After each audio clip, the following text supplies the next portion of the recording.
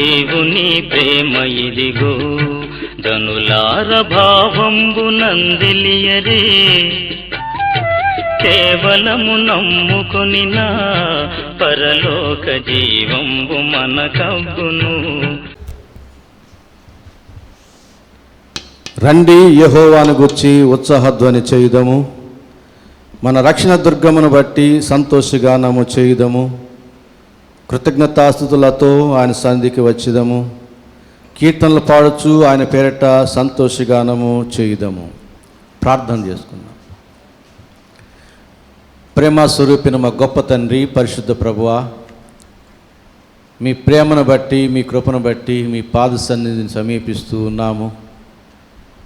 ఈ నీ పరిశుద్ధ దినమందు నీ పరిశుద్ధ ప్రజలముగా మేమందరము మీ పరిశుద్ధ మందిరములో చేరి నిన్ను ఆరాధించడానికి, నీ వాక్యమును ధ్యానించడానికి, మీ నామములో ప్రార్థన చేయడానికి, నీ పరిశుద్ధ బలలో నా తండ్రి పాలి భాగస్థలం అవ్వడానికి మేమందరము చేరి ఉంటుండగా ప్రభువా, మమ్మల్ని మీ స్వాధీనంలో ఉంచుకొనండి. మమ్మల్ని నా తండ్రి క్రమపరచండి, తగిన యోగ్యత అనుగ్రహించండి. మీ మందిరంలోని మా యొక్క ప్రవర్తన నా తండ్రి జాగ్రత్త చేసి ఆశీర్వదించండి. మీ కనుదృష్టిని మా మీద ఉంచండి, మీ సన్నిధిని మా మధ్య ఉంచండి. మేమందరం ఆత్మతో సత్యముతో నిన్ను ఆరాధించినట్లు సహాయం చేయండి. పాటలు పాడినప్పుడు మా స్వరాలు ముట్టండి, గంభీరముగా పాటలు పాడి నేను స్తుతించి నిన్ను మహిమపరచడానికి సహాయం చేయను ప్రార్థన చేస్తున్నాం. ప్రభువా, ప్రార్థించినప్పుడు ప్రార్థనా శక్తి గల మీ పరిశుద్ధాత్మను మాకు అనుగ్రహించి మా స్థితికి తగినట్టుగాను మీ దృష్టికి అనుకూలముగాను యుక్తముగా క్లుప్తముగా ప్రార్థన చేయడానికి నేర్పించమని ప్రార్థన చేస్తూ ఉన్నాం. నీ వాక్యాన్ని పఠించినప్పుడు ధ్యానించినప్పుడు మీ స్వరాన్ని మాకు అనుగ్రహించి మీ వాక్యముతో మా హృదయాలు నింపమని ప్రార్థన చేస్తున్నాం. అయా, మా హృదయ కాటిని తొలగించండి, మనోనేత్రం వెలిగించండి. మేమందరము మీ మార్గంలో స్థిరముగా నడిచి నేను చేరుకోవడానికి నా ప్రభువా ఆయుత్తపరచమని, మా సేవ జీవితం అంతట్లో మీ కృపాహస్తములో నా తండ్రి నడిపించి సమస్త క్షేమాలతో వర్ధల చేయమని యేసు నామమున వేడుకుంటున్నాము తండ్రి, ఆమేన్.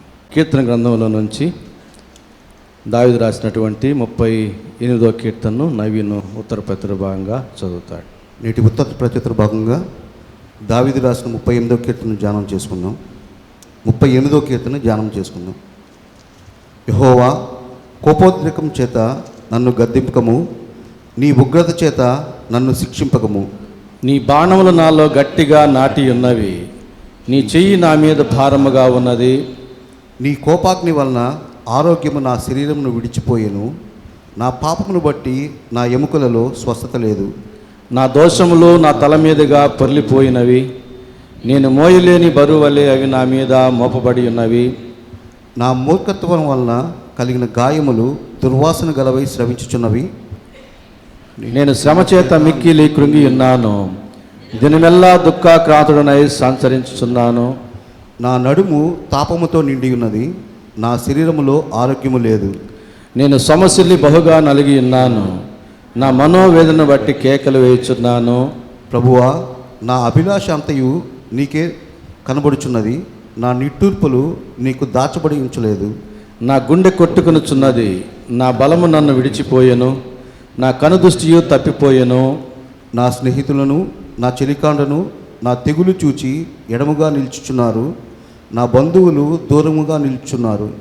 నా ప్రాణము తీయజూచువారు ఉరులు ఒడ్డుచున్నారు, నాకు కీడు చేయజూచువారు హానికరమైన మాటలు పలుకుచు దినమెల్లా కపటోపాయములు పనుచున్నారు. చెవిటివాడనైనట్టు నేను వెనకయున్నాను, మూగవాడనైనట్టు నోరు తెరుచుట మానితిని. నేను వినలేని వాడనైతిని, ఎదురు పలుకులేని వాడనైతిని. యెహోవా, నీ కొరకే నేను కనిపెట్టుకొని ఉన్నాను, నా కాలు జారిన ఎడల వారు నా మీద అతిశయపడుదునని నేను అనుకుంటున్నాను. ప్రభువా, నా దేవా, నీవే ఉత్తరం ఇచ్చెదవు.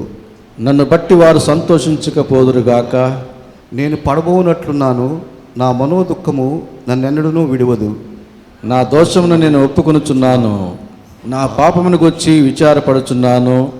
నా శత్రువులు చురుకైన వారును బలవంతులనై ఉన్నారు, నిర్హేతుకముగా నన్ను ద్వేషించువారు అనేకులు. మేలునకు ప్రతిగా వారు కీడు చేయుచున్నారు, నేను ఉత్తమమైన దాన్ని అనుసరించుచున్నందుకు వారు నాకు శత్రువులైరి. యెహోవా, నన్ను విడువకము, నా దేవా, నాకు దూరముగా ఉండకము. రక్షణకర్తవైన నా ప్రభువా, నా సహాయమునకు త్వరగా రాము. ఈ పరిశుద్ధ వాక్యము దేవుని దీవించును గాక. కొన్ని ప్రత్యేకమైన పాటలు విందాము. మొదటిగా మురళి వచ్చి ఒక పాట పాడతాడు, తర్వాత గాలింకి హెప్సిబా, చివరిగా వాణ్యమ్మ పాట పాడతాడు.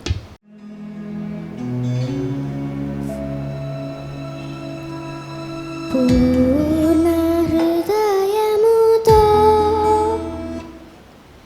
పూర్ణ ఆత్మతో నా పూర్ణ మనసుతో నిన్ను ప్రేమింతును. మంచి దేవుడవు, ఎంతో మంచి ప్రభుడవు, నా మంచి ప్రియుడవు. యేసు నిన్ను ప్రేమింతును. పూర్ణ హృదయముతో పూర్ణ ఆత్మతో నా పూర్ణ మనసుతో నిన్ను ప్రేమింతును.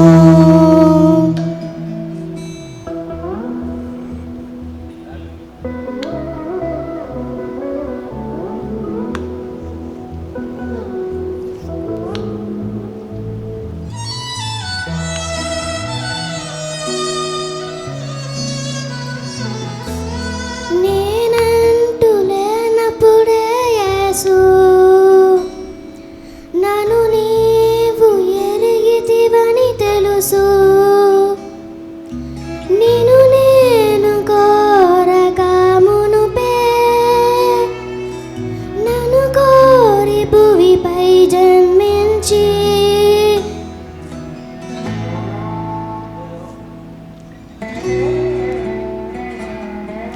నా పాపము దూరము చేయుటకు నా బలము చాలదు అని ఎరిగి నీ మదిలో నా పేరు తలచి ఆనాడే నాకై మరణించి రక్షణనిచ్చితివి.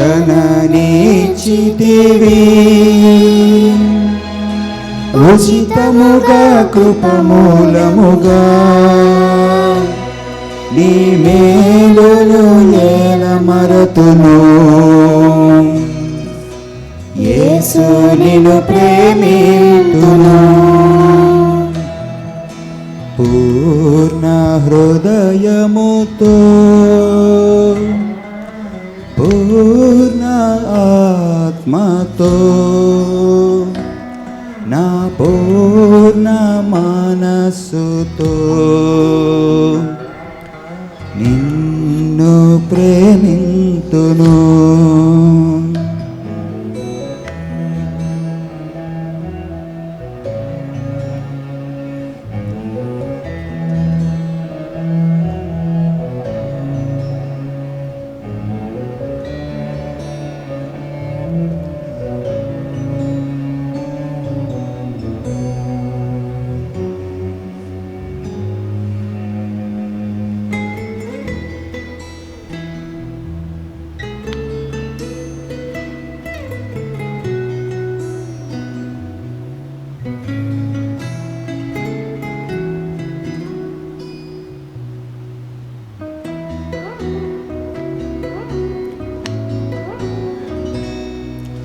నాపై నీకంత ప్రేమ ఎందుకనో తెలిపెదవా దేవా. ఒకరోత హృదయుని కోసం అన్ని ఘోర శ్రమలను పొందితివా.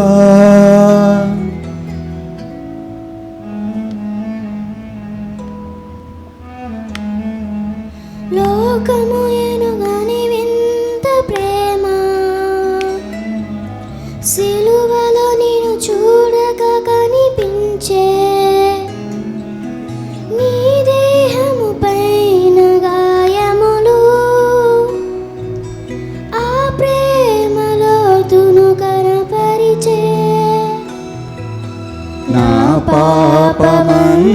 వాటిని కడిగితివా నీ రక్తముతో, నన్నంతగా ప్రేమించితివి. నేను నిన్ను ప్రేమింతును పూర్ణ హృదయముతో, పూర్ణ ఆత్మతో, నా పూర్ణ మనస్సుతో నిన్ను ప్రేమింతును. మంచి దేవుడవు, ఎంతో మంచి ప్రభుడవు, నా మంచి ప్రియుడవు. యేసు నిన్ను ప్రేమింతును.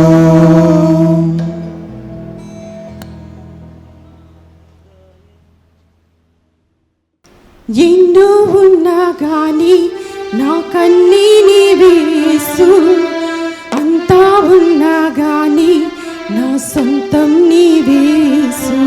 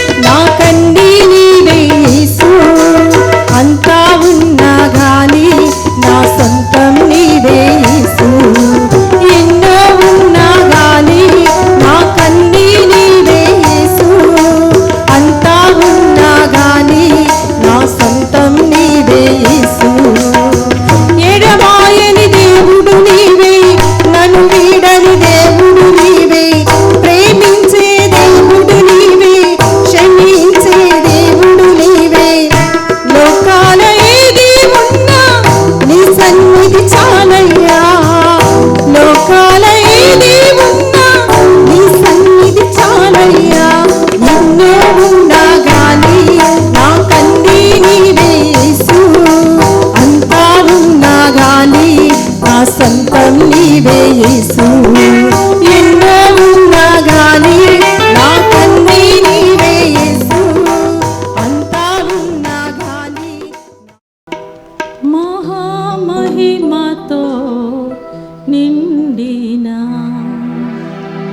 కృపా సత్య సంపూర్ణుడా,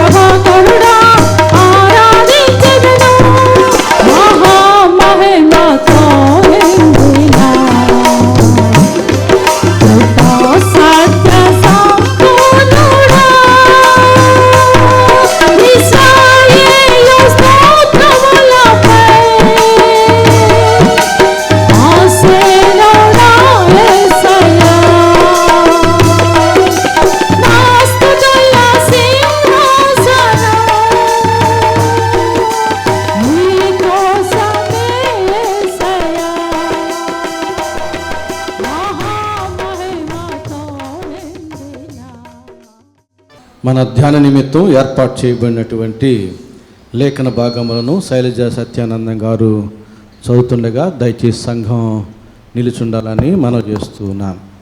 యెషయా గ్రంథం 39వ అధ్యాయం 1వ వచనం నుంచి చివరిదైన 8వ వచనం వరకు ఉన్న వాక్య భాగం. పరిశుద్ధినం నందు ఏర్పాటు చేయబడిన వాక్య భాగము యెషయా గ్రంథము 39వ అధ్యాయము 1వ వచనం నుంచి చివరి వచనం వరకు.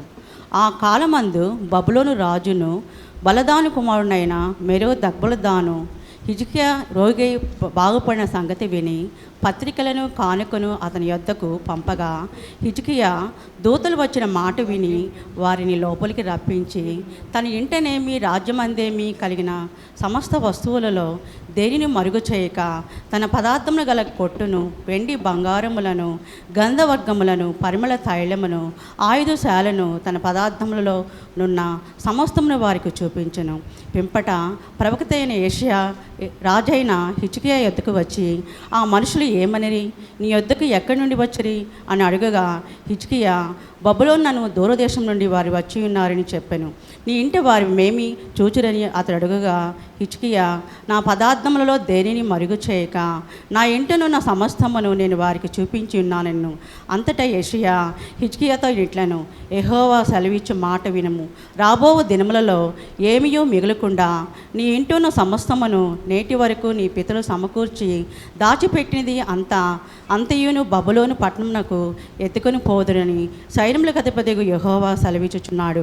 మరియు నీ గర్భమందు పుట్టిన నీ పుత్ర సంతును బబులోను రాజు నగరునందు నమస్కులుగా చేయుటకై వారు తీసుకొని పోదురు. అందుకే హిజ్కియా నీవు తెలియజేసిన యెహోవా ఆజ్ఞ చొప్పున జరుగుట మేలే, నా దినములలో సమాధాన సత్యములు కలుగునుగాక అని యెషయాతో అనెను. ఈ వాక్యం మనకు దీవించునుగా. ప్రార్థన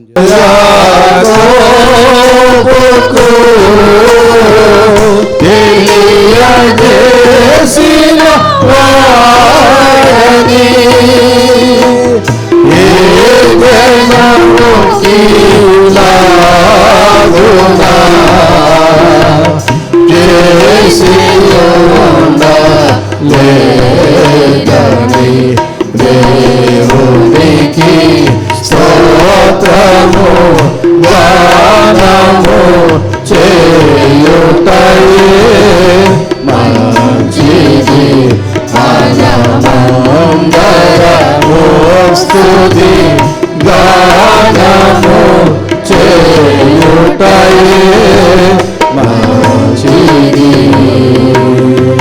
మన ప్రభు అయిన యేసుక్రీస్తు నామములో మీకు అందరికీ శుభములు తెలియజేస్తూ ఈ నెల మొట్టమొదటి ఆదివారపు ఆరాధనకి ప్రభు ప్రేమలో మిమ్మను స్వాగతిస్తూ ఉన్నాను.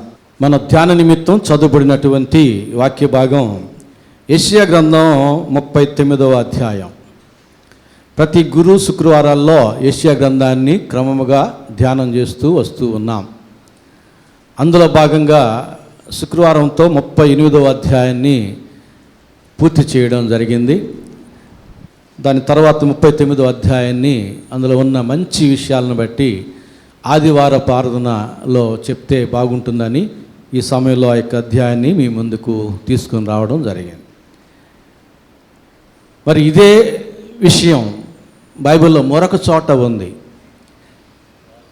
యూదా రాజు అయిన హిజ్కియా మరణకరమైన జబ్బు చేత మరణావస్థకు వెళ్ళినప్పుడు దేవుడు తన ప్రవక్త యెషయా ద్వారా 2 పర్యాయాలు చెప్పించిన మాటలు, ప్రతిగా అతడు బాగుపడడం, 15 సంవత్సరాల ఆయుష్కాలాన్ని పొందుకోవడం మరొక చోట కూడా ఉంది. రాజుల 2వ గ్రంథం 20వ అధ్యాయంలో కూడా ఉంది.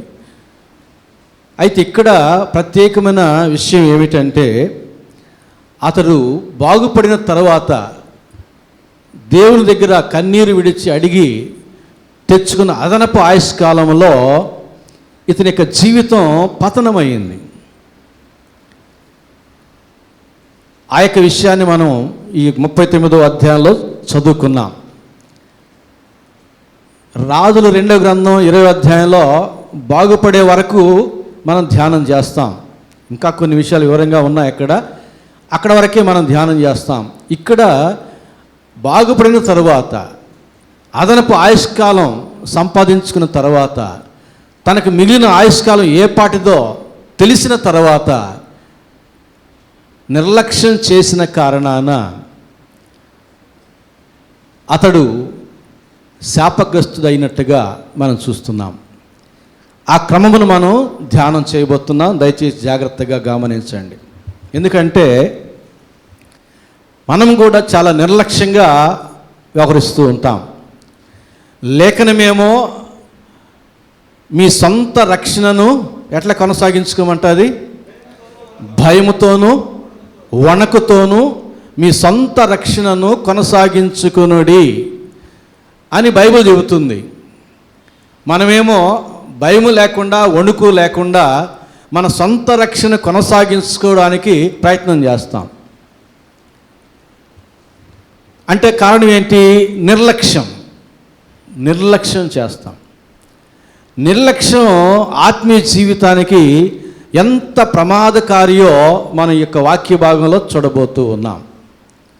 అలాగే మనకందరికి కూడా మన యొక్క ఆయుష్కాలం ఏ పాటిదో తెలుసుకుంటే మంచిది అని మనకు ఒక ఆసక్తి ఉంటుంది. ఇంకెంతకాలం మనం జీవిస్తాము అనేది తెలుసుకుంటే, దేవుడు తెలిపితే మనకు బాగుంటుంది, ఎందుకు దేవుడు తెలపలేదు అనేటటువంటి ప్రశ్నలు మనం అప్పుడప్పుడు వేసుకుంటూ ఉంటాం, ఆలోచిస్తూ ఉంటాం. దానికి కూడా జవాబు ఇక్కడే ఉంది. మన యొక్క ఆయుష్కాలం దేవుడు ఎందుకు తెలపలేదో, మన యొక్క చివరి దినాలు ఎప్పుడో ఎందుకు తెలపలేదో ఈ వాక్య భాగాలు మనం క్రమంగా ధ్యానం చేసినప్పుడు మనకు అర్థమవుతాయి. ఎందుకంటే హిజ్కియా రాజుకు తెలిపినాడు, ఇంక 15 సంవత్సరాలు నీకు ఆయుష్కాలము అన్నాడు. రాజుకు తెలిసిపోయింది, ఇంకెంతకాలం ఆయన జీవిస్తాడో తెలిసిపోయింది. అప్పటి వరకు ఆయనకి మరణమే లేదనే విషయం రూఢిగా తెలిసిపోయింది.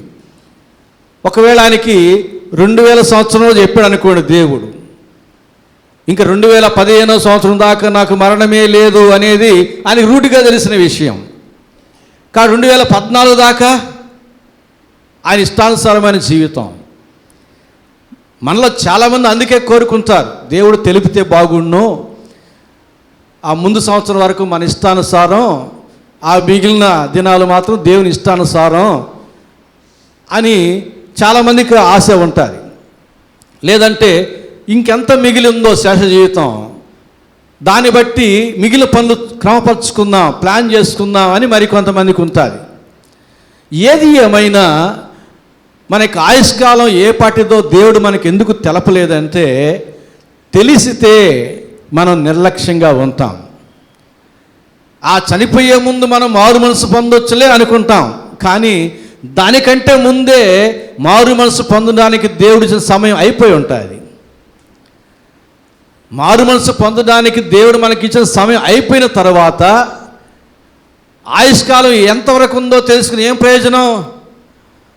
చనిపోబోయే ముందు మారు మనసు పొందాలనుకుంటావు, దానికి 10 సంవత్సరాల ముందే నీకు మారు మనసు పొందడానికి సమయం దేవుడు కేటాయించాడు, అది కూడా అయిపోయింది. ఇక 10 సంవత్సరాల కాలం నువ్వు చేసేది ఏంటి? సమయం దాటిపోయిన తర్వాత ఏసావు ఎలుగెత్తి ఏడ్చినా ఆశీర్వాదం పొందుకోలేకపోయాడు. బుద్ధి లేని కనికలు తలుపు తట్టినా తీయబడలేదు, సమయం దాటిపోయింది అంతే. కనుక ప్రకటన గ్రంథంలో చెబుతాడు, మారు మనసు పొందడానికి నేను దానికి సమయం ఇచ్చుతుని కానీ అది మారు మనసు పొందనలదు కనుక నేను దాని పిల్లలు మంచం పట్టించి బహుశ్రమల పాలు చేతునంటాడు. కాబట్టి మారు మనసు పొందడానికి సమయం ఇచ్చాడు, మనకి ఆయుష్కాలానికి కూడా దేవుడు సమయం ఇచ్చాడు. మోకరిల్లు ప్రార్థన చేసినప్పుడు ఆ మాటలో ఒక మాట నేను ఉపయోగించాను, మీరు ఎంతమంది గుర్తుపట్టారో. నియమించబడిన దినముల్లో ఒక దినమైనా కాకమనిపే నీ గ్రంథములో మాకు దీర్ఘాయుషునిచ్చావు, మీకు స్తోత్రాలని చెప్పాను. ముందుగానే 139వ కీర్తన ప్రకారంగా దేవుడు లిఖించేశాడు, కానీ మనకు తెలియదు. మారు మనసు పొందడానికి కూడా సమయం కేటాయించాడు, అది మనకు తెలియదు. కాబట్టి మనకు ఆయుష్కాలం తెలిస్తే ఏం ప్రయోజనం? మారు మనసు పొందడానికి కూడా ఆ టైం కూడా తెలియాలి కదా. అది తెలియదు, ఇది తెలియకుండా దేవుడు మరుగు చేశాడు. ఎందుకంటే బుద్ధి గల కనికల వలె మనం ఎల్లప్పుడూ సంసిద్ధులమై ఉండాలని దేవుని యొక్క ఉద్దేశం. అదే మనకు ప్రయోజనకరం. మనం నిర్లక్ష్యంగా ఉంటే మన యొక్క భక్తి జీవితానికి, మన యొక్క ఆత్మీయ జీవితానికి బహు ప్రమాదకరం.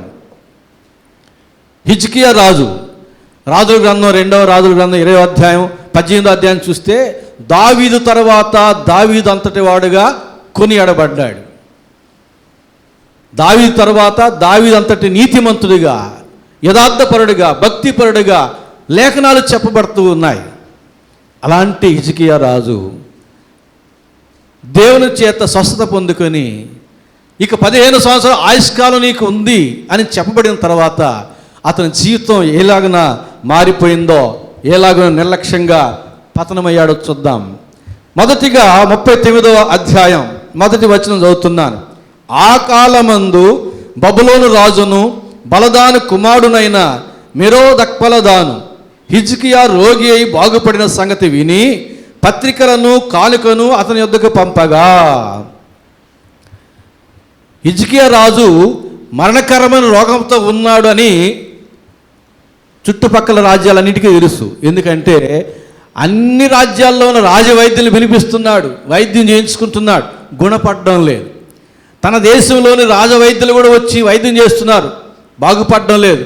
కనుక సమీప దేశాల్లో ఎక్కడెక్కడ రాజవైద్యులు ఉన్నారో అందరిని కూడా పిలిపిస్తున్నాడు. ఎంత ఖర్చు అయినా సరే వైద్యం చేయించుకుంటున్నాడు. కనుక తన చుట్టుపక్కల రాజ్యాలన్నిటిలో తెలుసు హిజ్కియాకి మరణకరమైన రోగం వచ్చింది. వీడు ఎప్పుడు చస్తాడా, ఎప్పుడు ఆ దేశం మీద దండెత్తుదామా, దేశాన్ని దోచుకుందామా అని కాచుకున్న వాళ్ళు ఉంటారు పొరుగునున్న రాజ్యాల్లో. కాబట్టి అందరికీ తెలుసు. తర్వాత ఆశ్చర్యకరం ఏమిటంటే మరణకరమైన రోగము కలిగిన హిజ్కియా రాజు ఎంతమంది రాజవైద్యులు వచ్చి వైద్యం చేసినా బాగుపడలేదన్న విషయాన్ని కూడా విని, కానీ ఒకనాడు ఆశ్చర్యకరంగా అతడు బాగుపడ్డాడు అనే విషయాన్ని కూడా విన్నారు. ఎందుకంటే రాజవైద్యులు ఇక పిలిపించడంలే, ఏమయ్యా పిలిపించడం లేదంటే అవసరం లేదు, బాగుపడిపోయినాను. ఈ విషయం బబులోను రాజుకి తెలిసింది. బబులోను రాజు ఏం చేశాడంటే కొంతమందిని పంపించి కానుకలు ఇచ్చి పత్రికలు రాసి, అంటే శుభములు రాసి ఉంటాడు, గ్రీటింగ్స్, హార్దిక శుభాకాంక్షలు రాసి ఉంటాడు, పంపించాడు, కానుకలు ఇచ్చి పంపించాడు. ఎందుకంటారు అంటే ఇతని మీద ప్రేమ ఉండా, అది వరకు ఎప్పుడు చస్తాడా, ఎప్పుడు దేశం మీద దండెత్తుదామా అని అనుకున్నవారే కదా.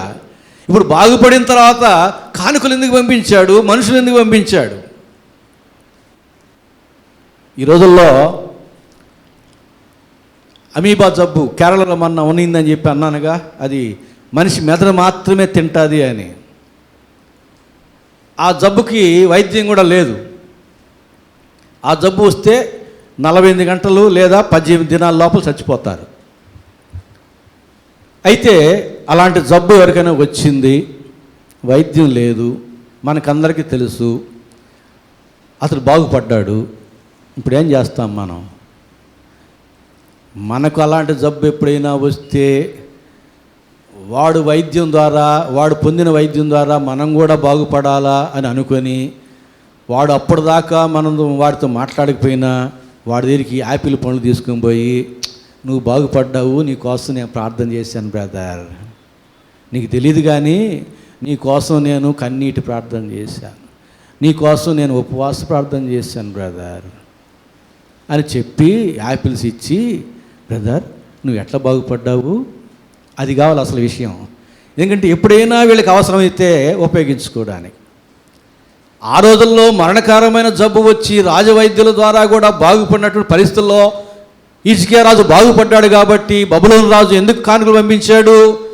వాడికి వారి దేశంలో ఇంకెవరికైనా అలాంటి పరిస్థితి వస్తే ఇతడు ఎట్లా బాగుపడ్డాడో ఆ వైద్యం తెలుసుకుని దాని ద్వారా వాళ్ళు మేలు పొందుకోవడానికి పంపించాడు. ప్రేమతో కాదు, ఇతడు బాగుపడాలని ఉద్దేశించిన వాడు కాదు. అది తెలియక, హిజ్కియా రాజుకు తెలియక పాపం ఇక 15 సంవత్సరాలు ఆయనకేమీ దిగులు లేదుగా. ఎంతమంది రాజులు వచ్చి యుద్ధం చేసినా ఈయనకి క్షేమమే. ఎందుకంటే దేవుడు మాట ఇచ్చాడు, మాట ఇచ్చేవాడు ఆయనే, నెరవేర్చేవాడు కూడా ఆయనే. కనుక దేవుడు మాట ఇచ్చాడు కాబట్టి ఈ 15 సంవత్సరాలు నా మీదకి యుద్ధానికి వచ్చే రాజుల సంగతి ఆయనే చూసుకుంటాడు, నన్ను చంపడానికి వచ్చే వాళ్ళ సంగతి ఆయనే చూసుకుంటాడు, మరణకరమైన జబ్బులు నాకు సమీపిస్తే ఆయనే చూసుకుంటాడు. ఈ రీతిగా నిర్లక్ష్యం. అందుకని ఏం చేస్తున్నాడు? వాళ్ళు వచ్చినప్పుడు ఏం చేస్తున్నాడు ఈయన? చూడండి 2వ వచనం.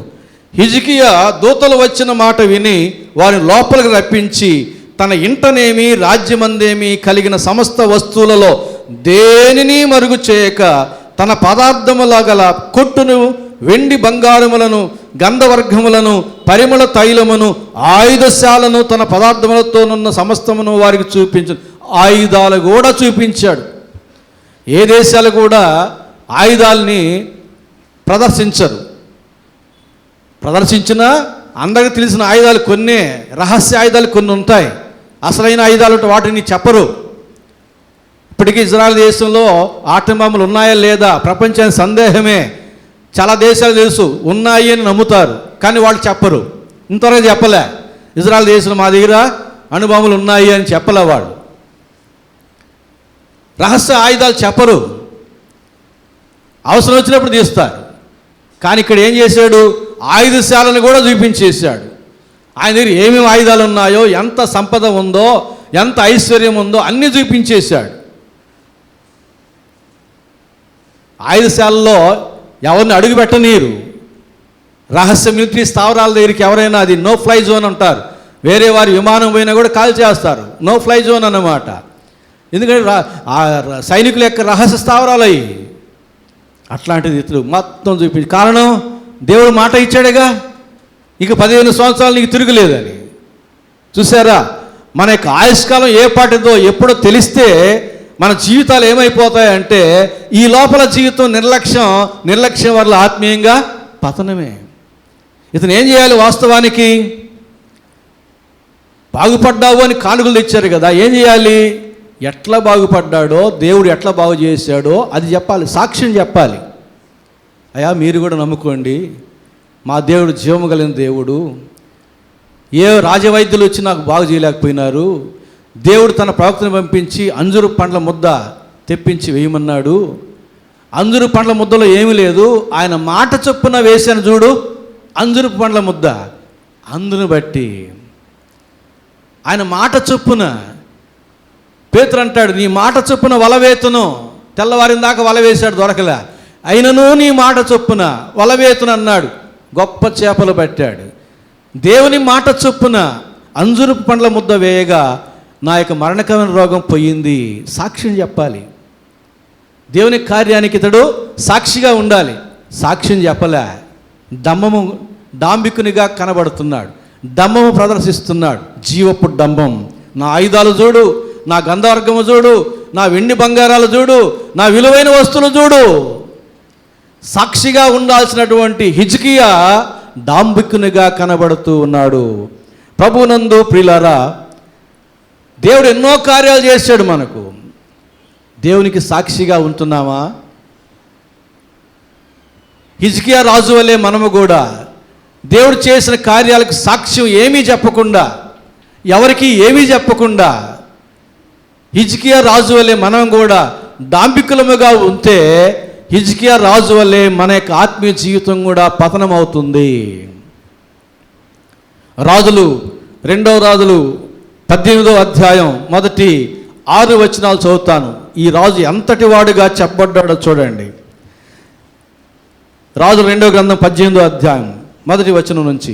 ఇజ్రాయేలు రాజును ఏలా కుమారుడైన హోషేయ ఏలబడిలో 3వ సంవత్సరం మందు యూదా రాజును ఆహాజు కుమారుడైన హిజ్కియా ఏలనారంభించెను. అతడు ఏలనారంభించినప్పుడు 25 ఏండ్ల వాడై యెరూషలేమునందు 29 సంవత్సరములు ఏలెను. అతని తల్లి జకరియా కుమార్తె, ఆమెకు అబి అని పేరు. తన పితరుడైన దావీదు చేసినట్లు అతడు యెహోవా దృష్టికి పూర్ణముగా నీతిని అనుసరించెను. దావీదు తర్వాత దావీదు అంతటి వాడుగా అక్కడ చెప్పబడుతున్నాడు. అతని పూర్వీకుడైన దావీదు వలె అతడు నీతిమంతుడిగా. అలాంటి దావీదు దేవుడు ఆయుష్కాలం చెప్పిన తర్వాత సాక్షిగా ఉండవలసినటువంటి దావీదు డాంబికునిగా కనబడుతూ ఉన్నాడు. అలాగే మార్కు సువార్త 5వ అధ్యాయం 18వ వచనం నుంచి 21వ వచనం వరకున్న వాక్య భాగం చూస్తే ఒక మంచి సాక్షిని మనం అక్కడ గుర్తిస్తాం. మార్కు సువార్త 5వ అధ్యాయం 18వ వచనం నుంచి నేను చదువుతాను చూడండి. మనకందరికి తెలిసిన వ్యక్తి. ఆయన దోణి ఎక్కినప్పుడు దయ్యములు పట్టినవాడు ఆయన యొద్ద తన్ను ఉండనిమ్మని ఆయన బతిమాలుకునేను కానీ ఆయన వానికి సెలవీయక నీవు నీ ఇంటి వారి యొద్దకు వెళ్ళి ప్రభువు నీ యందు కనికరపడి నీకు చేసిన కార్యం అన్నిటిని వారికి తెలియజెప్పుమనెను. వాడు వెళ్ళి యేసు తనకు చేసినవన్నీ దెక్కపల్లిలో ప్రకటింపును ఆరంభింపగా అందరూ ఆశ్చర్యపడిరి. 21వ వచనం. యేసు మరలా దోణికి అద్దరికి వెళ్ళినప్పుడు బహుజన సమూహము ఆయన యొద్దకు కూడి వచ్చెను. యేసు యొద్దకు మరలా వచ్చినప్పుడు బహుజన సమూహం కూడి వచ్చిన వారు అందరు ఎవరు? ఈ వ్యక్తి సాక్ష్యాన్ని విని యేసు యొద్దకు వచ్చిన వారు. ఈ గెరాసెన దేశస్థుడు దేవుడు తనకు చేసిన కార్యాన్ని గురించి సాక్ష్యం ఇచ్చాడు. ప్రతిగా యేసు మరలా వచ్చేసరికి బహుజన సమూహాన్ని అతడు సిద్ధపరిచాడు. ఎవడు అనేకులను దేవుని తట్టు తిప్పుతారో వారు ఆకాశమందలి జ్యోతుల వలె. ఆశీర్వాదం. అతడు ఒక్కసారి ఒక కార్యాన్ని పొందుకున్నాడు అంతే. అయ్యా నీతో కూడా నన్ను ఉండనిమ్ము అని ప్రాధేయపడ్డాడు. లేదు లేదు, నీ ఊరి వారు నన్ను వెళ్ళిపోమంటున్నారు, నిన్నైతే వెళ్ళిపోమన్నారు. ఎందుకంటే నీవు ఆ ఊరి వాడవు కనుక దేవుడు నీకు చేసే కార్యాల గురించి నీవు సాక్ష్యం చెప్పు. వెళ్ళాడు. దేవుని మాటకు లోబడి దేవుని మాట చొప్పున సాక్షిగా ఉన్నాడు. బహుజన సమూహాన్ని ప్రభు యొద్దకు నడిపించగలిగినాడు. ఎంత ఆశీర్వాదం అతనికి. ఎన్నో మేళ్ళు పొందుకుంటున్నాం మనం. కరోనా కాలంలో కాపాడబడ్డాము. సమస్యలు వచ్చినప్పుడు పరిష్కారం పొందుకున్నాము. రోగులమై ఉన్నప్పుడు స్వస్థ పొందుకున్నాము. పాపులమై ఉన్నప్పుడు క్షమాపణ పొందుకున్నాము. బాప్తీసం తీసుకున్నాము. ప్రభు బలకు సిద్ధపడుతున్నాము. ఆయన రక్షణాన్ని అనుభవిస్తున్నాము. దీర్ఘాయుష్ని పొందుకుంటున్నాము. అడిగినవన్నీ అందుకుంటూ ఉన్నాము. నోరు ఉన్నది కానీ మాట్లాడదు, కన్నులు ఉన్నాయి కానీ చూడవు, చెవులు ఉన్నాయి కానీ వినవు. నీవు జీవించుచున్నావు అన్న పేరు మాత్రము ఉన్నది కానీ నీవు మృతుడవే. నీవు మృతుడవే. ఎలాంటి వారముగా ఉన్నాం? సాక్షిగా ఉంటున్నామా లేక సాక్ష్యాన్ని మరుగు చేసి మనం డాంబికులముగా కనబడుతున్నామా? 5వ కీర్తన 5వ వచనంలో డాంబికులు నీ సన్నిధిని నిలువలేరు, పాపము చేయు వారందరూ నీకు అసహ్యులు. డాంబికులు నీ సన్నిధిలో నిలబడలేరు. మనల గురించి మనం చెప్పుకుంటాం. మన గురించి మనము చెప్పుకుంటాం. ఇక దాన్ని మనం ఏమంటాము? రెండు, ఒక ఇంగ్లీష్ పదం ఒక తెలుగు పదం పెట్టి చెప్తా ఉంటాం. సెల్ఫ్ డబ్బా. మురళి బాజీ మన గురించి మనం గొప్పలు చెప్పుకోవడాన్ని ఒక ఇంగ్లీష్ పదం ఒక తెలుగు పదం. ఏందది? సెల్ఫ్ డబ్బా. అదొక డబ్బా. ఇక కొట్టుకోవడమే. మనం గత 3 వారాలు ధ్యానం చేశాం. కొరింథీయులకు రాసిన మొదటి పత్రిక 13వ అధ్యాయం. మనుషుల భాషలతో మాట్లాడినాను, దేవదూతల భాషలతో మాట్లాడినాను, దేవుని ప్రేమ లేని వాడైతే గణగణలాడు తాళమున ఎందును. సెల్ఫ్ డబ్బా, ఖాళీ డబ్బా. దాంట్లో రాళ్ళేసి గులక రాళ్ళేసి గెలిగినట్టే. వినలేం. వినగలమా? ఎవరైనా వింటానంటే నా గురించి నేను డబ్బా కొడతా గంట సేపు నా గురించి నేను డబ్బా కొట్టానంటే అది వినుట కన్నా మారు మనసు పొందడమే గొప్ప అని చెప్పి మీరు మారు మనసు పొందేస్తారు. వినలేం. నీ గురించి నువ్వు చెప్పు అంటే గంట కాదు 2 గంటలు చెప్తావు. నా గురించి గంట చెప్తా వినమంటే వినలేం. అబ్బో, ఇంకేదైనా వింటాం కానీ పొరుగువారి సాక్ష్యం మాత్రము, పొరుగువారి మేలు మాత్రం మనము వినలేం. మన జీవితాలు మారిపోవాలి.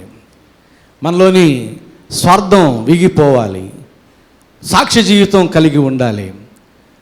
సాక్ష్య జీవితం ఎలాంటిదో చూడండి. యోహాను సువార్త 5వ అధ్యాయం 33వ వచనం నుంచి 36వ వచనం వరకు ఉన్న వాక్య భాగం చదువుతున్నాను. యోహాను సువార్త 5వ అధ్యాయం 33వ వచనం నుంచి. మీరు యోహాను నొద్దకు కొందరిని పంపితిరి, అతడు సత్యమునకు సాక్ష్యం ఇచ్చాను. యోహాను దేనికి సాక్ష్యం ఇచ్చాడు? ఇంటి వారికి కాదు.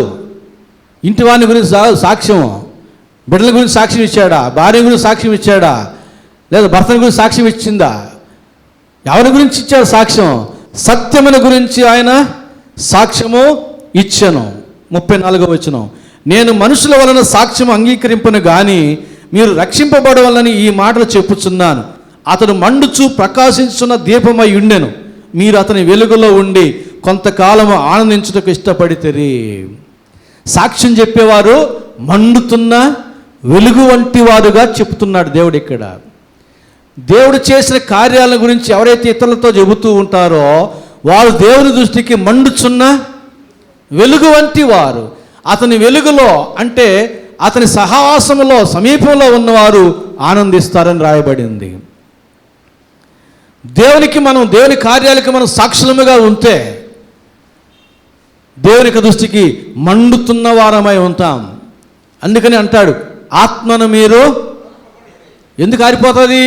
దేవుడు చేసిన కార్యం చెప్పకపోతే అది మండదు, అది వెలగదు, ఆరిపోతా ఉంటుంది. ఆత్మను మీరు ఆర్పకుడి.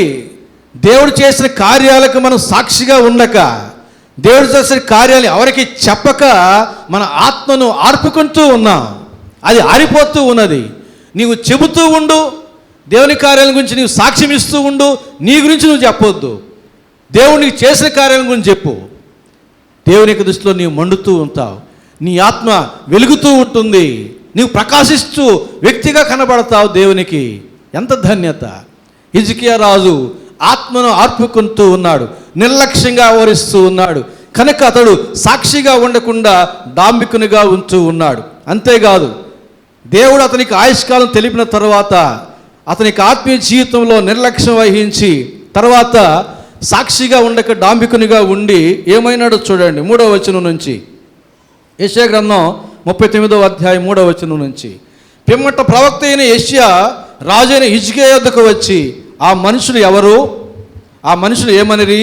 నీ యొద్దకు ఎక్కడి నుండి వచ్చిరి అని అడుగగా, హిజ్కియా బబులోను దూరదేశం నుండి వారు వచ్చి ఉన్నారని చెప్పాను. నీ ఇంట వారు ఏమేమి చూచిరని అతడు అడుగగా, హిజ్కియా, నా పదార్థములలో దేన్ని మరుగు చేయక నా ఇంటనున్న సమస్తమును నేను వారికి చూపించి ఉన్నాను అనేను. వివరాలు చెప్పలే. వెండి బంగారాలు, గంధవర్గములు, ఆయుధశాల, ఇవన్నీ వివరాలు చెప్పకుండా సమస్తం చూపించేశాను అంటున్నాడు. అయినా అర్థం చేసుకునే యెషయా ఏమంటున్నాడు చూడండి 5వ వచనంలో. అంతటా యెషయా హిజ్కియాతో ఇట్లా నేను, యెహోవా సెలవిచ్చు మాట వినుము. రాబో దినములలో ఏమీ మిగలకుండా నీ ఇంటనున్న సమస్తమును నేటి వరకు నీ పితలు సమకూర్చి దాచిపెట్టినది అంతయును బబులోను పట్టణమునకు ఎత్తుకొని పోవుదరని సైన్యములకు అధిపతి యెహోవా సెలవిచ్చుచున్నాడు. మరియు నీ గర్భమందు పుట్టిన నీ యొక్క పుత్ర సంతును బబులోను రాజు నగరనందు నపుంసకులుగా చేయటకై వారు తీసుకుని పోవుదురు. ఎలాంటి శాపమును ఉన్నాడో చూడండి. దావీదు తర్వాత దావీదు అంతటి నీతిమంతుడిగా కొనియాడబడినటువంటి హిజ్కియా రాజు దేవుడు తనకు ఆయుష్కాలం ఇంతని తెలియజేసిన తర్వాత ఆయన యొక్క ఆత్మీయ జీవితంలో దిగజారిపోయాడు. ఇంకా 15 సంవత్సరాలు నాకు డోకా లేదు, శత్రువులు కూడా ఏం చేయలేరు, రండి నా ఆయుధశాల చూపిస్తాను, మీరు ఏం చేయలేరు నాకు తెలుసు. నిర్లక్ష్యం. ఆ తర్వాత దీవించబడినటువంటి హిజ్కియా శాపగ్రస్తుడయ్యాడు. చూసారా, నిర్లక్ష్యంలో ఆత్మీయంగా దిగజారిపోవడం, శాపము కూడా తెచ్చుకోవడం జరుగుతూ ఉన్నది ఇక్కడ హిజ్కియా. నీ పితలు సమకూర్చినది నీ ఇంట ఉన్నది సమస్తము కూడా రాబో దినములలో బబులు రాజు తీసుకుని వెళతాడు. నీ సంతానాన్ని నపుంసకులుగా తీసుకుని వెళతాడు, అక్కడికి తీసుకెళ్ళి చేస్తాడు. ఎటువంటి శాపం! ఇతనికే కాదు, ఇతని సంతానాన్ని కూడా తెచ్చిపెట్టాడు శాపం. పోనీ ఇతడు శపించబడినా పర్వాలే, ఇతని సంతానం దీవించబడినా పర్వాలే, కొంతలో కొంత ఊరట. ఇతడు శపించబడ్డాడు, ఇతని సంతానం అంతా కూడా శపించబడే రీతిగా వ్యవహరించాడు.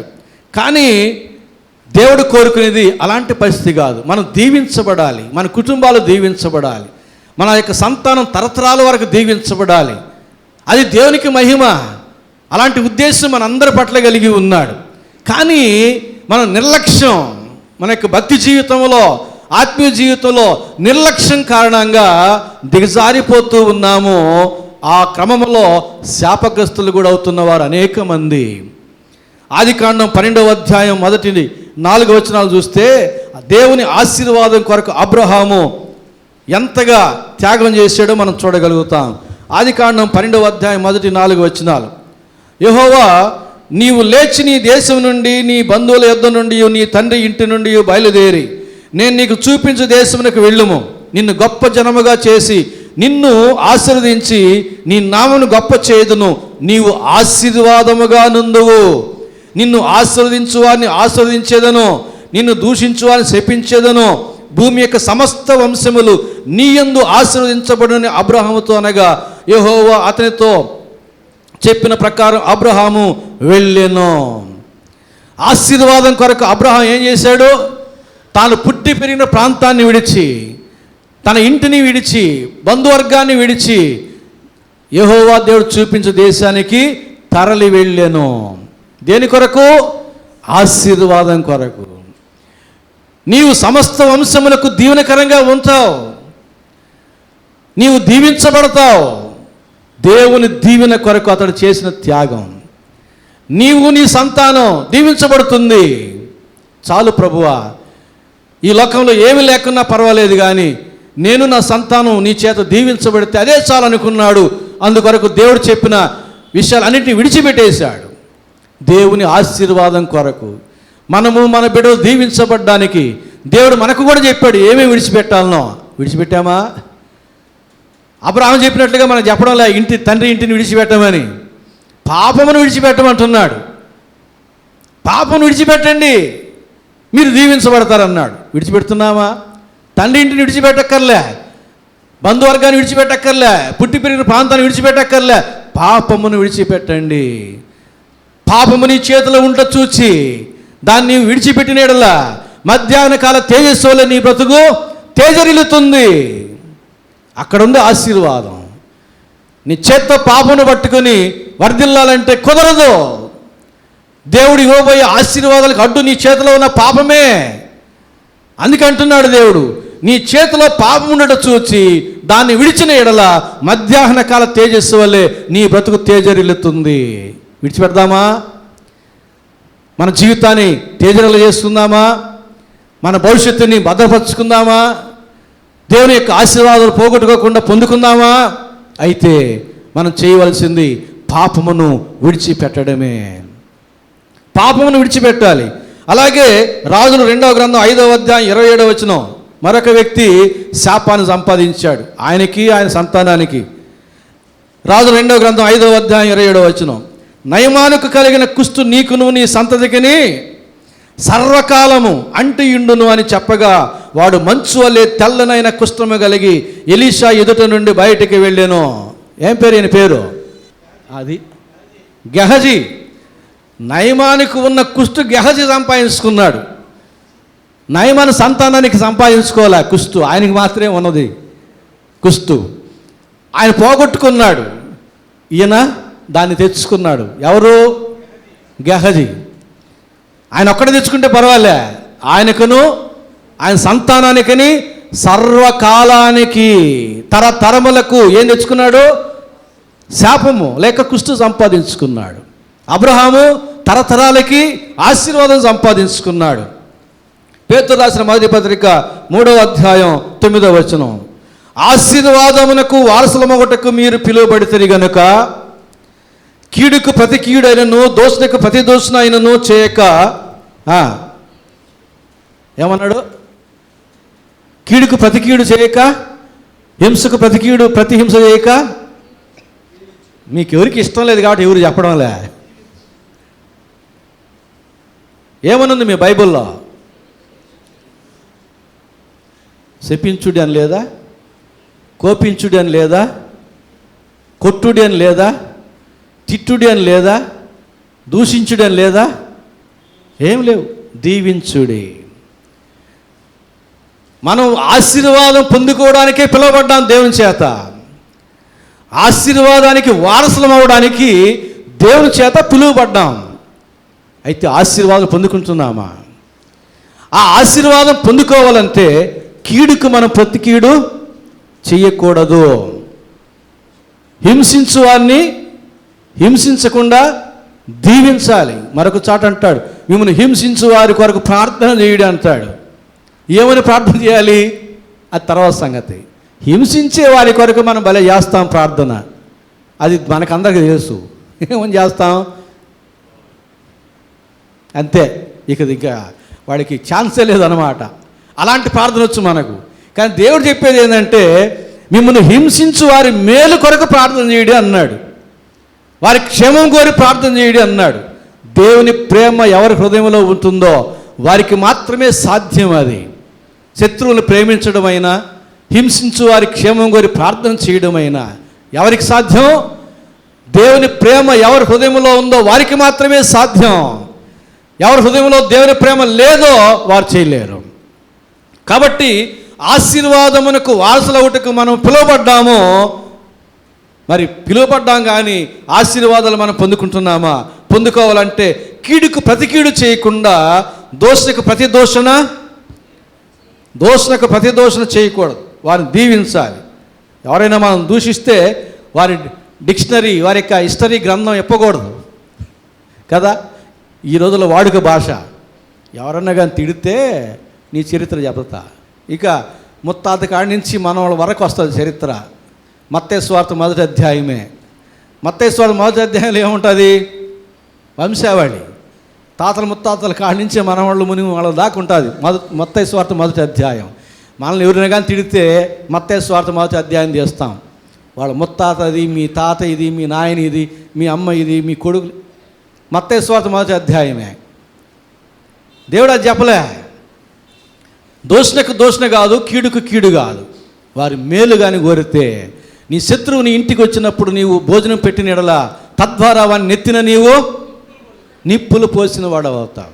దేవుడు మనకు చెప్పింది మనం చేస్తే ఆయన చెప్పింది ఆయన చేస్తాడు. ప్రతీకారం తీర్చడం నా పని, పగ తీర్చడం నా పని, మీ పని కాదు. ఎందుకంటే మనం ప్రతీకారం చేస్తే చట్టం ఒకటి ఉంది మనకు. దేవుడు కానీ చేస్తే ఆయనకి ఏ చట్టం లేదు, అది ఆయన చట్టమే. అప్పుడు కూడా మనం క్షేమం అనుభవించడానికి చెబుతున్నాడు. మీరు ఏం చేయొద్దు. హై స్కూల్లో మన బిడ్డలను ఎవరైనా కొడితే మనకు చెబితే మనం చెబుతారే నువ్వు గమ్మున నేను పోయి చూస్తాను అంట. ఎందుకంటే వాడిని కొడితే మళ్ళీ టీచర్ పిలిచి వాడిని దండిస్తారు. అందుకు చెప్తాను నువ్వు గమ్ముగొనరా నేను చూసుకుంటానని. అట్లాగే దేవుడు చెప్తున్నాడు పగ తీర్చడం మీ పని కాదు, మీరు గమ్ముకొనండి, ఆ ఫైల్ నాకు అప్పచెప్పండి, నేను చూసుకుంటా. అప్పచెప్తున్నావా దేవునికి? కీడుకు ప్రతి కీడు చేయకుండా, దోషులకు ప్రతి దోషణ చేయకుండా వారిని దీవించువారముగా ఉంటే దేవుడు మన కొరకు సిద్ధపరిచిన ఆశీర్వాదాలు మనము పొందుకోగలుగుతాం. ఇక్కడ హిజ్కియా రాజు తన యొక్క భక్తి జీవితంలో, ఆత్మీయ జీవితం దిగజారిపోయినాడు. కారణం నిర్లక్ష్యం. ఇంకా చెప్పాలంటే దేవుడు ఆయనకి చెప్పేశాడు ఎప్పటి వరకు ఆయన జీవిస్తాడో. కాబట్టి ఈ లోపల ఆయనకి ఇంకా ఏం భయం లేదు. కాబట్టి ఆయన ఇష్టానుసారంగా జీవిస్తున్నాడు. ఆయుధాలు చూపించేస్తాడు శత్రువులకి, డాంబికంగా ఉంటాడు, సాక్ష్యం చెప్పడు. ఎందుకంటే 15 సంవత్సరాలు ఆయన ఆడిన మాట తప్పడు. ఆయన కూడా నన్ను ఈ లోపల పిలవడు. అప్పుడు చూసుకోవచ్చు. ఇది నిర్లక్ష్యం. మనందరి జీవితంలో ఉంటుంది ఆ నిర్లక్ష్యం. ఎప్పుడు నిర్లక్ష్యం చేయకూడదు. భయముతోనూ వణకతోనూ మీ సొంత రక్షణను కొనసాగించుకునుడి. అందుకు ప్రతిగా హిజ్కియా రాజు ఏం చెబుతున్నాడో చూడండి.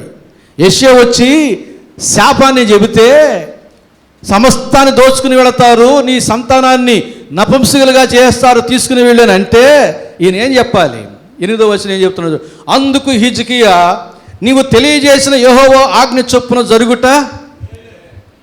ఎవడన్నా బుద్ధున్నోడు చెప్తాడు ఈ మాట? తండ్రి అయిన వాడు చెబుతాడా? బిడ్డలు ప్రేమించి తండ్రి చెప్పగలడా ఈ మాట? అరే నీ యొక్క సంపద అంతా తోచుకుని వెళ్తారంటే సరే పోని అనుకోవచ్చు. నీ సంతానాన్ని తీసుకుని వెళ్ళి అక్కడ వారిని నపుంసకులుగా చేస్తారయ్యా అని అంటే అది మేలే అని అంటాడు. ఎవరికి మేలు? తర్వాత భాగం చూడండి. నా దినములలో సమాధాన సత్యములు కలుగునుగాక అని యెషయాతో నేను శాపం సంపాదించుకొని సాక్ష్యం దాచిపెట్టేసి నిర్లక్ష్యంగా ఉండి ఆత్మీయంగా దిగజారిపోయి ఇప్పుడు ఆయనే దీవించుకుంటా ఉన్నాడు. ఆయనే దీవించుకుంటున్నాడు. ఏమని? నా దినములలో సమాధాన సత్యములు కలుగునుగాక. హిజ్కియా రాజు ఇప్పుడు శాపగ్రస్తుడు అయి ఉన్నాడు. శాపగ్రస్తుడు అయినటువంటి హిజ్కియా రాజుకి దేవుడు పలికిన శాపంగా కనబడడంలే, అది దేవుని ఆజ్ఞగా కనబడతా ఉంది. అందుకంటున్నాడు అక్కడ నీవు తెలియజేసిన యెహోవా ఆజ్ఞ చొప్పున. అది ఆజ్ఞ కాదండి, శాపము. దేవుడు యెషయా ద్వారా చెప్పింది ఆజ్ఞ కాదు కదా. ఆజ్ఞ నీవు అది చేయకూడదు అనాలి. అది ఆజ్ఞ. ఆజ్ఞ యొక్క రూపం అట్లా ఉంటుంది. ఇక్కడ ఏం చెప్పాడు? ఆజ్ఞ కాదు, శాపం పలికినాడు. నీ యొక్క ఐశ్వర్యం నీవు ప్రదర్శించావే డమ్మముగా, అదంతా తీసుకుని వెళతారు. నీ సంతానం ఉంది కదా, నీ సంతానాన్ని తీసుకుని వెళ్ళి అక్కడ వాళ్ళని నపుంసకులుగా చేస్తారు. ఇది శాపం. ఈ శాపగ్రస్తునికి ఎట్లా కనబడుతుంది? శాపంగా కనబడడంలే, ఒక ఆజ్ఞగా కనబడతా ఉంది. పాపంలో ఉన్న వారికి, శాపగ్రస్తులైన వారి కన్నులకి సత్యం స్పష్టంగా కనబడదు. సత్య సంబంధులకే సత్యం స్పష్టంగా కనబడతాది. ఎందుకంటే సత్యం మిమ్మును స్వతంత్రులుగా చేయును. సత్యాన్ని అనుసరించే వారు స్వతంత్రులు అవుతారు కనుక సత్యాన్ని స్పష్టంగా చూడగలుగుతారు. ఒకప్పుడు దావీదు తర్వాత దావీదు అంతటి వాడిగా చెప్పినటువంటి హిజ్కియా రాజు, ఆయనకి దేవుడిచ్చిన 15 సంవత్సరాల ఆయుష్కాలం తెలపబడిన తర్వాత, పలానా సంవత్సరం వరకు నాకు మరణం లేదు, నా శత్రువులు నన్ను ఏం చేయలేరు, మరి కరోనా వచ్చినా, అమీబా వచ్చినా, ఇంకొక రోగం వచ్చినా నన్ను ఏం చేయలేవు, చివరికి దేవుడు కూడా నన్ను ఏం చేయలేడు, ఏదైనా చేస్తే ఆయన మాట తప్పిన వాడు అయిపోతాడు అనేటటువంటి ధిక్కార ధోరణితో ఆత్మీయ జీవితాన్ని నిర్లక్ష్యం చేసి దేవునికి సాక్షిగా ఉండకుండా డాంబికునిగా ఉంటూ ఉన్నాడు. దేవునికరంగా ఉండకుండా శాపగ్రస్తునిగా ఉంటూ ఉన్నాడు. దేవుని యొక్క దృష్టిలో బిడలకు లేదా సంతానానికి ఆశీర్వాదం సంపాదించువాడిగా ఉండకుండా ఏం చేస్తున్నాడు? శాపమును ఆజ్ఞగా ఆయన మలుచుకుంటూ, ఇక దేవుడు నన్ను దీవించడు, దేవుని ప్రవక్తలు నన్ను దీవించరు, పోతే పోయింది, నన్ను నేను దీవించుకుంటానని చెప్పని ఆయనే దీవించుకుంటున్నాడు.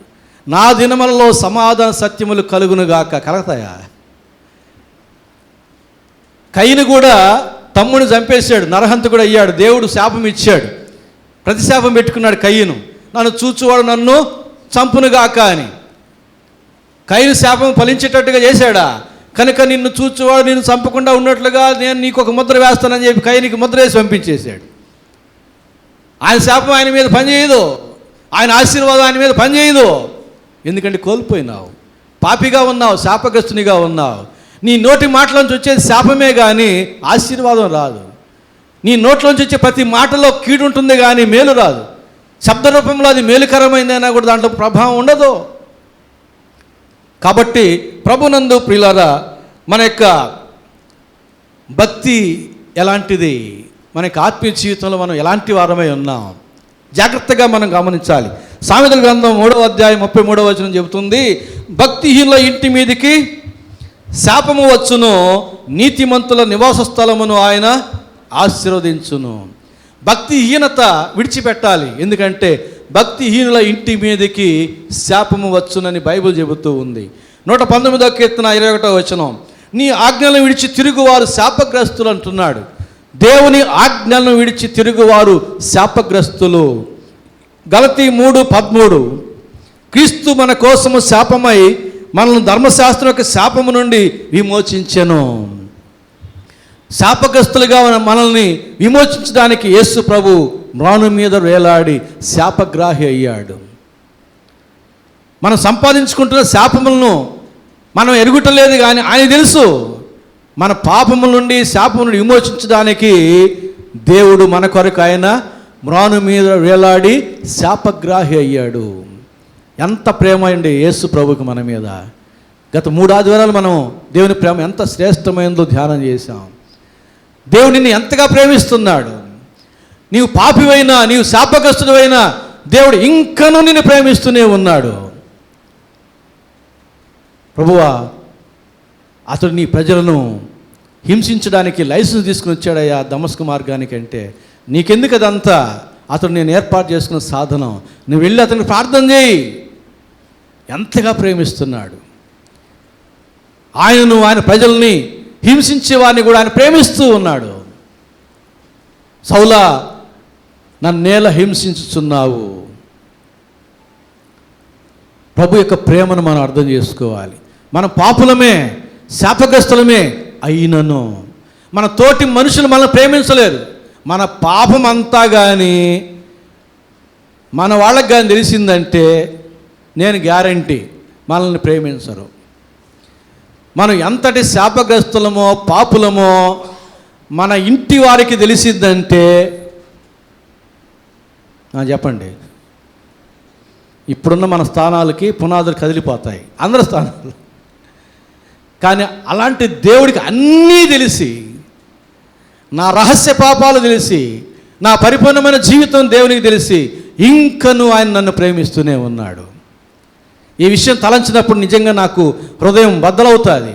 ఎంతగా ప్రేమిస్తున్నాడు యేసు ప్రభు నన్ను. నేను మామూలుని కాదు, భయంకరమైన అవన్నీ నేను జ్ఞాపకం చేసుకుని, ప్రభువా ఎన్నో పర్యాలు ఎప్పుడో చచ్చిపోవాల్సింది నేను, నన్ను కాపాడావు. ఎంత ప్రేమయ్యా నీకు నా మీద అని జ్ఞాపకం చేసుకుంటాను. ఒకసారి మీరు కూడా ఆలోచన చేయండి. మన రహస్య పాపాన్ని జ్ఞాపకం చేసుకొని చెప్పగలరా? మీరు ఇంట్లో యథార్థం చెప్పగలరా? మీ ఇంట్లో వాళ్ళకి చెప్పగలరా? ధైర్యం ఉందా? అంత యథార్థత ఉందా? చెప్పలేరు. పునాదులు కదిలిపోతాయి. కానీ దేవుడికి తెలుసు, దేవుడు ప్రేమిస్తున్నాడు నిన్ను. దేవుడు మర్చిపోవడం లేదు నిన్ను. ఇంకను రోమా 5:8 అదే చెబుతుంది. దేవుడు తన ప్రేమను వెల్లడి చేయుచున్నాడు. ఎట్లనగా మనం ఇంకను బలహీనమై ఉండగానే ఆయన మన కొరకు శిలువలో చనిపోయాను. మనం ఇంకా భక్తిహీనమై ఉండగానే, ఆయన హింసిస్తూ ఉండగానే, ఆయనకి భారముగా ఉంటూ ఉండగానే, మనల్ని విడిచిపెట్టకుండా, త్రోసివేయకుండా, మనల్ని శపించకుండా ఆయన మనల్ని హత్తుకొని మనల్ని ప్రేమిస్తూనే ఉన్నాడు. నీవు బూతులు మాట్లాడుతూ ఉంటే ఆయన 2 చెవులు మూసుకొని నిన్ను వెంబడిస్తూనే ఉన్నాడు. నీవు చెడు క్రియలు చేస్తుంటే ఆయన కళ్ళు మూసుకొని నిన్ను వెంబడిస్తూనే ఉన్నాడు. కానీ నిన్ను విడిచిపెట్టడం లేదు. అంతగా ప్రేమిస్తున్నాడు నిన్ను. నిన్ను విడువను ఎడబాయనని చెప్పిన యేసయ్య నిన్ను ప్రేమిస్తూ ఉన్నాడు. యేసయ్య ప్రేమను నీవు అర్థం చేసుకోగలిగితే, ఈరోజు ఉదయమే అన్నాను నా కుమార్తెతో, అమ్మ దేవుని ప్రేమను మనం అర్థం చేసుకుంటే స్వచ్ఛందంగా మనం ఆయనకి దాసులం కాదు, బానిసలం అయిపోతామమ్మా అన్నాను. మీరు నాకు దాసుల కండేనా అని చెప్పక్కర్లే, మీరు నాకు బానిసల కండేనా అని చెప్పక్కర్లే. దేవుని ప్రేమ నీవు కానీ అర్థం చేసుకుంటే స్వచ్ఛందంగా నీవు దేవునికి బానిస అయిపోతావు. అంతగా నిన్ను ప్రేమిస్తున్నాడు దేవుడు. అంతగా నిన్ను ఓర్చుకొని, యెషయా 43 మొదటి 3 వచనాలు ఏముంది? తల్లి గర్భంలో పడిన మొలుకొని ముదిమి వచ్చే వరకు చంకబెట్టుకుని నా చేత భరించబడిన వారులారా. భరించబడిన వారం ఎప్పటి నుంచి? తల్లి గర్భంలో పడిన మొదలుకొని రిబ్కా గర్భంలో 2 పిండాలు పోరాడుతూ ఉండగా, ఆ రీతిగా మనం తల్లి గర్భంలో ఉండగా మనం చేసినటువంటి అవిధేయత దేవుడు భరించినాడు. అది భరించినాడు, అప్పటి నుంచి ఇప్పటి వరకు భరించాడు. భరిస్తూనే ఉన్నాడు. కానీ చంకలో నుంచి దించి తోలివేయడంలే, ఆయన చంక పెట్టుకునే ఉన్నాడు. ఆయన చంకలోనే మనం ఉన్నాం. ఆయన మనల్ని ఎత్తుకునే ఉన్నాడు. మన అవిధేయతను భరించుచు సహించుచు ఆయన మనల్ని విడిచిపెట్టకుండా ఆయన హత్తుకొని మనల్ని నడిపిస్తూ ఉన్నాడు. గ్రహిస్తున్నామా యేసయ్య ప్రేమను? యేసయ్య ప్రేమను గురించి ఎప్పుడైనా ఆలోచన చేశామా? పరిశుద్ధ బల సమయంలో కానీ, గుడ్ ఫ్రైడే సమయంలో కానీ విని వెళ్ళిపోవడమే కానీ, ఏకాంతంగా నీవు పరుడినప్పుడు నీకుగా నీవు యేసు ప్రభు నీ కొరకు ఎంతగా ఆయన శ్రమ పడ్డాడు. యేసు ప్రభు ఎంతగా నీ పాపభారాన్ని మోసాడు. నీ పాపభారాన్ని నువ్వే మోయలేకపోతున్నావే, నీ దోషశిక్ష నువ్వే భరించలేకపోతున్నావే. మరి నీ జీవితంలో చేసిన పాపమును శాపమును ఆయన ఎంతమందిని భరిస్తున్నాడు. అందుకే ఆయన చిత్రవద గావించబడ్డాడు, చూడనల్లని వానిగా చేయబడ్డాడు. 10,000 అతి సుందరుడిగా ఉన్నటువంటి ప్రభువు చూడనల్లని వానిగా చిత్రము చేయబడ్డాడు. చిత్రహింసలు ఆయన అనుభవించాడు నీ కోసం, నా కోసం. ఎవరండి అంతగా ప్రేమించేది? కన్న తల్లిదండ్రులు ప్రేమిస్తారా? ప్రాణ స్నేహితులు ప్రేమిస్తారా? తోడబుట్టిన వారు ప్రేమిస్తారా? ఎవరు ప్రేమించలేరు. యేసయ్య నిన్ను ప్రేమించినంతగా, యేసయ్య నన్ను ప్రేమించినంతగా, యేసయ్య మనల్ని ప్రేమించినంతగా మరెవరూ ప్రేమించలేరు. ఎందుకంటే అది దైవ సంబంధమైన ప్రేమ, పరలోక సంబంధమైన ప్రేమ. అట్టి ప్రేమను మనం నిర్లక్ష్యం చేయకూడదు. అట్టి ప్రేమను మనం నిర్లక్ష్యం చేయకూడదు. అట్టి ప్రేమను మనం అర్థం చేసుకోవాలి. అందుకని అంటాడు, నేను మిమ్మును ఎరుగుదును, దేవుని ప్రేమ మీలో లేదు. యోహాను సువార్త 5:38-39. మరి హిజ్కియా రాజు ఒకప్పుడు దీవించబడిన వాడు దావీదులాగా. ఆయుష్కాలం తెలవబడిన తర్వాత నిర్లక్ష్య వైఖరి అందువలన సాక్ష్యాన్ని దాచిపెట్టాడు. సాక్షిగా ఉండకుండా ఐశ్వర్యాన్ని ప్రదర్శించినాడు. మొదటి విషయం. రెండవది, దీవెన కాకుండా శాపం సంపాదించుకున్నాడు. మూడవది, ఇక ఎవరు దీవించరనే విషయంలో తనకు తానే దీవించుకుంటున్నాడు. తన సంతానం శపించబడడం మేలు అంటున్నాడు. ఏం మాట్లాడుతున్నాడో అతనికి అర్థం కాలేదు. ఏం మాట్లాడుతున్నాడు? మంచి మాటలేనవి. కాబట్టి ప్రభునందు ప్రియులారా, మత్తయి సువార్త 25వ అధ్యాయం 41వ వచనంలో చూస్తే తీర్పు దినం ముందు ఎడమవైపు ఉన్న వారిని చూచి ఏమంటాడట? ఎడమవైపు నుండి వారిని చూచి శపించబడిన వారులారా, నన్ను విడిచి అపవాదికిని వారి శత్రువుకు సిద్ధపరిచిన నిత్యాగ్నిలోనికి పోవుడి. ప్రభునందు ప్రియులారా, తీర్పు దినం అని ఒకటి ఉంది. ఎడమవైపును చేరే వారందరూ కూడా శపించబడిన వారే, ఏదో ఒక రీతిగా శాపం సంపాదించుకున్న వారే. నేను చెప్పాను, దేవుని ఆజ్ఞను అతిక్రమించే వారు శాపగ్రస్తులు. అట్లా చెప్పాను మీకు కొన్ని వచనాలు. ఇంకా చాలా వచనాలు ఉన్నాయి, చెప్పడం నాకు ఇష్టం లేదు. చదువుకోండి. ఏ విషయాల్లో మనం అతిక్రమిస్తే శాపగ్రస్తులుగా మనం దేవుని చేత ఎంచబడతాము. పాపమును శాపమును తుడిచి వేసుకోవాలి, పరిశుద్ధులముగా మనం జీవించాలి. కనుక నిర్లక్ష్యం చేయొద్దు, ఏమాత్రం నిర్లక్ష్యం వద్దు. భయముతోనూ వణకతోనూ ఉచిత కృపావరముగా అనుగ్రహించబడిన మన సొంత రక్షణను కొనసాగించుకుంటాం. పరిశుద్ధాత్మ దేవుడు ఆ రీతిగా మనం ప్రేరేపించి నడిపించి దీవించునుగాక. ఆమెను ప్రార్థన చేసుకుందాం. ప్రేమ స్వరూపిన మా గొప్ప తండ్రి, పరిశుద్ధ ప్రభువా, మీ ప్రేమను బట్టి మీ కృపను బట్టి మీకే స్తుతి స్తోత్రం చెల్లించుకుంటున్నాం. అయ్యా, మీరు మమ్మల్ని ఎంతగా ప్రేమిస్తున్నారో మేము అర్థం చేసుకోవడానికి మాకు జ్ఞానం దయచేయండి, మనోనేత్రం వెలిగించిన ప్రభువా. ఈ లోకంలో ఎవరు మమ్మల్ని ప్రేమించలేనంతగా మీరు మమ్మల్ని ప్రేమిస్తున్నారు ప్రభువా. మీ ప్రేమను అర్థం చేసుకోవడానికి మాకు మనోనేత్రాలు నా తండ్రి వెలిగించండి, మా జ్ఞాననేత్రాలు తెరవండి ప్రభువా. మీ ప్రేమను మేము అర్థం చేసుకున్న వారమై మేము కూడా మీ మాట చొప్పున మిమ్మల్ని ప్రేమించడానికి ఇష్టపడుతున్నాం ప్రభువా. సహాయం చేయండి. నీ ప్రేమతో మా హృదయాలు నింపండి నా తండ్రి. మా యొక్క భక్తి జీవితంలో, ఆత్మీయ జీవితంలో నిర్లక్ష్యం నా తండ్రి తొలగించబడి భయముతోనూ వణకుతోనూ మీరు మాకు ఉచిత కృపావరముగా ఇచ్చిన రక్షణను కొనసాగించుకోవడానికి సహాయం చేయమని యేసు నామమున వేడుకుంటున్నాము తండ్రి. ఆమేన్.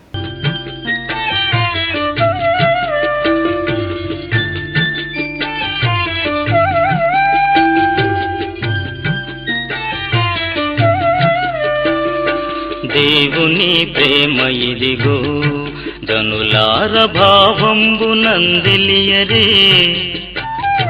కేవలము నమ్ముకొని నా పరలోక జీవంబు మనకబ్బును, పరలోక జీవంబు మనకబ్బును.